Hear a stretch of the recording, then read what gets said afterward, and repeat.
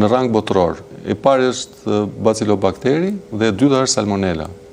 Në vendet e Europës, 19 shtetet e Europës, nga kontrollet edhe nga statistikat që ka EFSA, i cili është Instituti Evropian i Shkencës lidhur me sigurinë ushqimore, 19 shtete nuk kanë mundur që të afronin politikat e tyre që këto shpërthime mos të ndodhin në shtetet e tyre.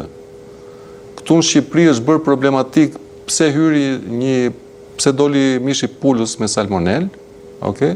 Ndërkohë që ne nuk kemi asnjë statistikë. Kush është elmuar?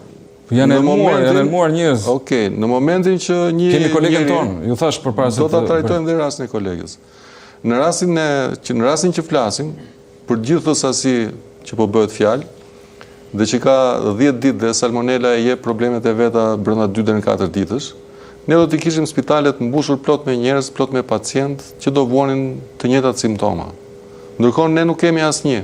Ne kemi vetëm zhurmën mediatike që është shitur salmonel, kemi ngrënë salmonel, ky nuk quhet shpërthim. Shpërthim quhet nëse 2 njerëz kanë ngrënë të njëjtin produkt nga i njëjti vend dhe janë smur. Tani kjo zhurmë mediatike sipas jush është e kot? Jo, nuk është e kot. Kjo zhurmë mediatike është e qartë.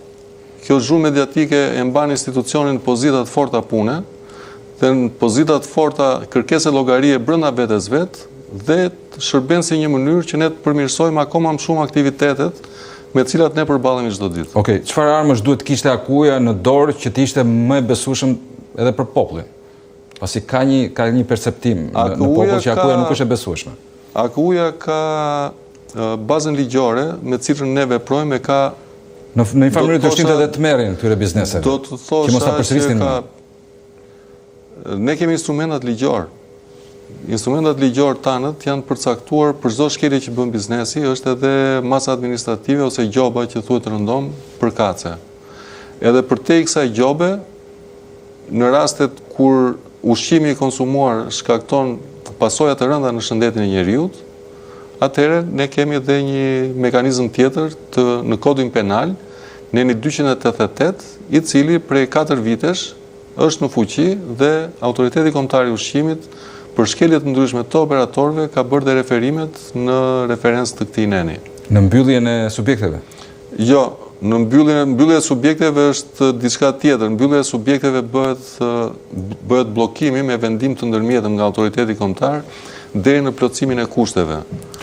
Ka problematika të ndryshme për cilat Autoriteti Kombëtar, inspektorët e qarkut përkatës bëjnë kërkesën për heqje apo pezullim të licencës subjekteve, e cila më vonë miratohet nga Ministria e Bujqësisë dhe Zhvillimit Rural, ndërsa për rastin që thash, neni 288 është nen në kodin penal në cilin operatorët ushqimet e të cilëve kanë shkaktuar problematika në shëndetin e njeriut, i referojnë këtij neni dhe kanë dënim penal. Ministria e Bujqësisë deklaroi vetëm 24 orë më parë se Aku do të shkrihet.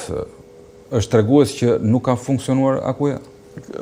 Kam mendim edhe besimin e plot që kjo deklarat, do të thosha, nuk ishte deklarat, ministri ishte duke shpjeguar problematikat dhe përmirësimet që do ndodhin në institucionet shqiptare, dhe nuk deklaroj që Akuja do të mbyllet, por me krijimin e inspektoriatit të ri, çfarë ndodh më pas? Autoriteti Kombëtar i Ushqimit do jetë në të njëjtën vijë me shërbimin veterinar, shërbimin e mbrojtjes bimëve dhe peshkimin.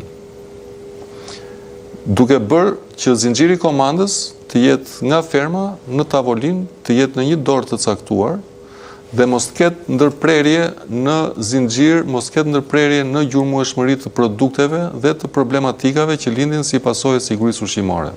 Sepse duhet të thënë, në momentin që jemi, Autoriteti Kombëtar i Ushqimit ka precedent ushqimin.